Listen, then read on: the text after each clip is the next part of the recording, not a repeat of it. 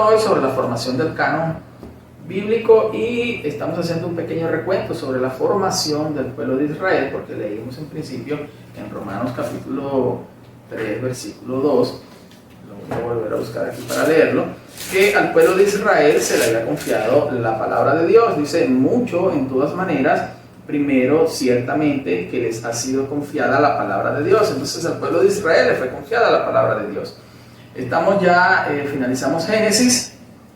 José quedó con todos sus hermanos en Egipto, muere Jacob, muere José, la descendencia de Jacob se multiplica, los 12 hijos se convierten en 12 tribus, se multiplican de tal manera que muere el faraón que conocía a José, muere el faraón que conocía a toda la familia de José y toda la descendencia que conocía a José, y deciden esclavizar al pueblo de Israel. Ya en este punto se ha formado el pueblo de Israel. Dios llama a Abraham le nace Isaac, a Isaac le nace Jacob, y de Jacob vienen las 12 tribus de Israel. Dios, hay algo interesante, hermanos, que nosotros debemos notar acá. Es que el desarrollo de la humanidad desde el Génesis 1 al Génesis 11, por ejemplo, todos los hombres nacían y caminaban espaldas a Dios. Dios se agradó de Abraham y lo llama. Y de Abraham, Dios forma una nación que es la nación de Israel. A Abraham le nace Isaac, de Isaac nace Jacob, y de Jacob tiene 12 hijos que se convierten en las 12 tribus de Israel. Pero no es que Dios olvida al resto de la humanidad, al resto de hombres y mujeres. Por supuesto que no, es que Dios se hace de un pueblo para cumplir sus propósitos. Se hace del pueblo de la nación de Israel. ¿Por qué? Bueno, porque definitivamente Dios, como el hombre comienza a caminar a espaldas a Dios y desconoce a Dios, Dios quería revelarse a la humanidad. Y Dios escoge al pueblo de Israel, forma un pueblo. Dios no escoge un pueblo ya formado, Dios forma una nación, forma un pueblo, partiendo de Abraham, Isaac, Jacob y las 12 tribus, para entonces revelarse al hombre, mostrarse al hombre, mostrar su amor y por supuesto traer el Salvador del mundo, que es nuestro Señor Jesucristo. Vamos a continuar entonces acá en el Éxodo.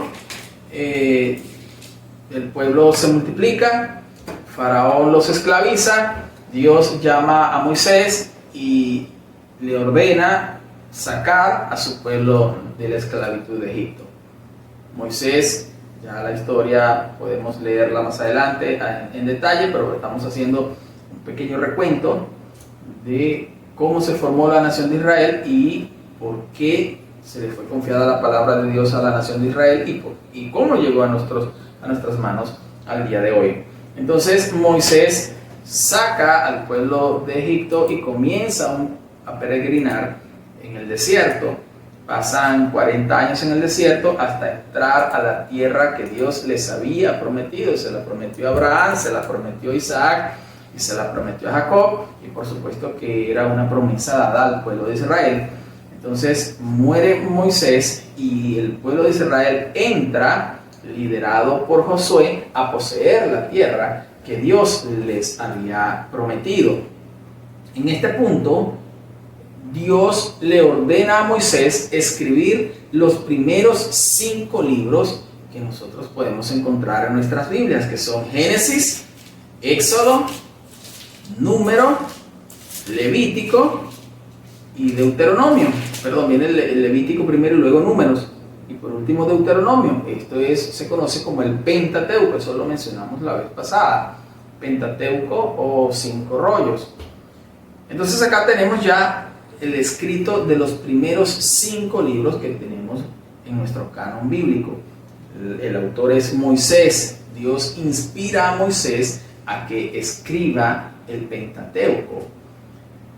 El pueblo de Israel continúa, viene el periodo de los jueces, también se escribe un libro sobre ese periodo de la historia del pueblo de Israel. Lo podemos encontrar después que Josué introduce al pueblo de Israel en la tierra prometida. Previa a Jueces tenemos a Josué, que narra todas las batallas y todos los eventos de cómo lograron conquistar la tierra que Dios les había prometido. Luego viene el libro de Jueces, que escribe todo lo que ocurrió al pueblo de Israel en ese periodo. Después encontramos primer libro y segundo libro de Samuel, donde se establece por primera vez un rey para el pueblo de Israel, que se llamó Saúl.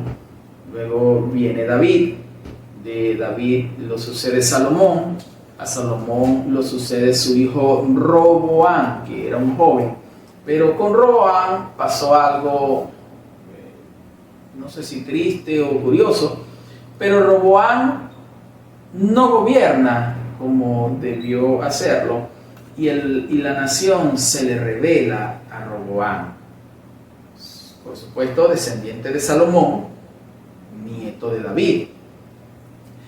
Se revela, la rebelión la lideró un general del ejército llamado Jeroboam. Entonces Roboam no le queda de otra que huir de la capital del reino, que en este momento quedaba hacia la región norteña. Sale huyendo del norte y se atrinchera en el sur, en la tribu de Judá. A partir de este momento histórico comienzan dos países, dos naciones, dos pueblos: el reino del norte y el reino del sur. Es decir, Israel en el norte y Judá en el sur. Esto es sumamente interesante porque lo próximo que vamos a ver tiene que ver directamente con el pueblo de Judá, que también es descendiente, por supuesto, de Jacob, una de las 12 tribus de los hijos de Jacob. Entonces, tenemos dos naciones, dos países: el pueblo de Israel, el pueblo de Judá, el país de Judá, el país de Israel, el reino del norte, el reino del sur. Y comienzan este reinado alrededor del año 900 a.C. aproximadamente, para tratar de ubicarnos en una fecha histórica. Pero ambas naciones caminan a espaldas a Dios. La nación del norte, el pueblo de Israel, es invadido cerca del año 700 a.C. por el imperio asirio, y cerca de 100 años, 120 años después, es invadido el reino del sur, en este caso Judá, por el imperio babilónico a cargo del rey Nabucodonosor. En el año 586, aproximadamente 580, el rey Nabucodonosor invade la nación de Judá, el reino del sur. Esta invasión fue profetizada por Jeremías. Jeremías dijo que iban a ir cautivos durante 70 años. Y Nabucodonosor viene, destruye Jerusalén, destruye el reino del sur y se lleva a gran parte de la nación cautiva a Babilonia.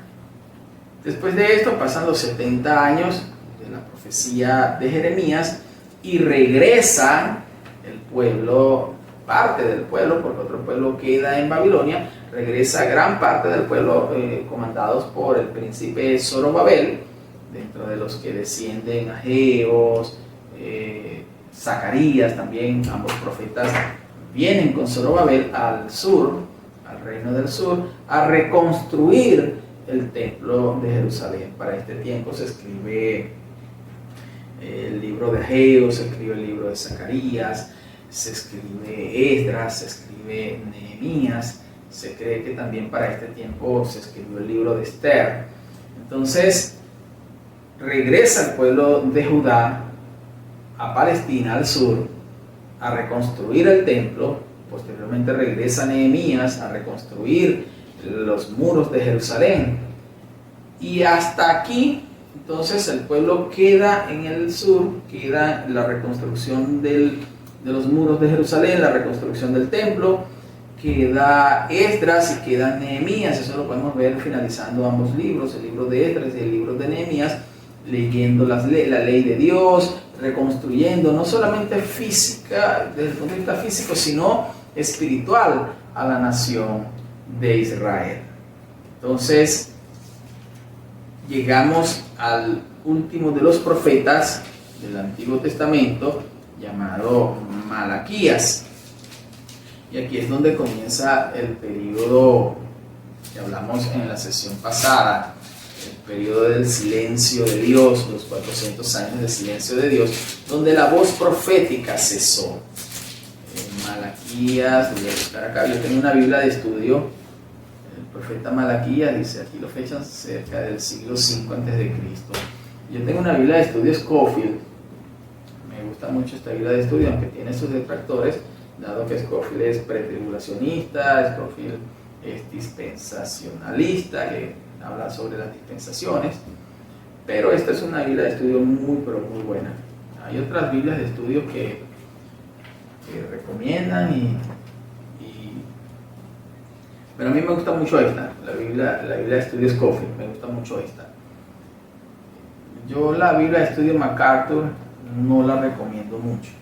MacArthur tiene algunas interpretaciones un poco sesgadas, a veces como que fuerza un poco la palabra a decir lo que él quiere decir. Yo no la recomiendo mucho, la Biblia de estudio MacArthur, pero bueno, cada uno de nosotros puede consultar, por supuesto, diferentes criterios, diferentes comentarios para entonces llegar a ciertas conclusiones, porque justamente de eso depende la dinámica del estudio, pues que podamos consultar diferentes fuentes, oramos al Señor, el Señor nos ilumina sobre su palabra inspirada, entonces tenemos la dirección y la sabiduría del Espíritu Santo de Dios.